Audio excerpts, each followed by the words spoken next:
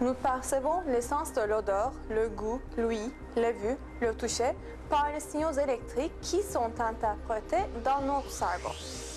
Pourtant, celui-ci n'a ni œil, ni cellule oculaire, ni rétine. Mais alors, à qui appartient cette conscience dans le cerveau?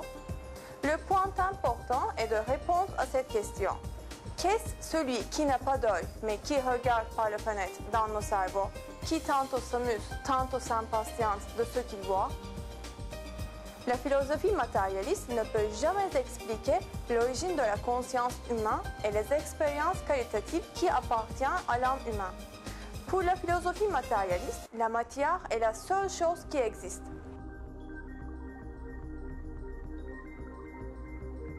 Des qualités appartenant à l'âme d'un être humain, telles que la conscience, la pensée, le bonheur, l'excitation, le désir et le jugement, ne peuvent à aucun moment être expliquées dans le concept matérialiste. Les matérialistes passent rapidement sur ce sujet en disant que la conscience humaine n'est que le résultat des fonctions du cerveau. Selon eux, nous ne sommes rien qu'un paquet de neurones. Bien sûr, cette explication est insatisfaisante et vraiment illogique. Tout matérialiste fanatique est un peu conscient de cette vérité.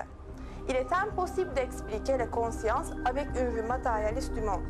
L'esprit est irréductible à la matière. Les matérialistes doivent mettre de côté leurs préjugés et réfléchir plus attentivement. Parce qu'il est impossible de définir la vraie signification de la conscience par la matière. La conscience est une fonction de l'âme qui est attribuée à l'homme par le tout-puissant Allah, le Dieu. Dans la sourate Al-Sajda, au 9e verset, Dieu affirme cette vérité ainsi. Je demande la protection d'Allah contre le diable banni. Au nom d'Allah, le tout miséricordieux, le très miséricordieux. Puis il lui donna sa forme parfaite et lui insuffla de son esprit. Et il vous a assigné, lui, les yeux et le cœur, que vous êtes peu reconnaissants.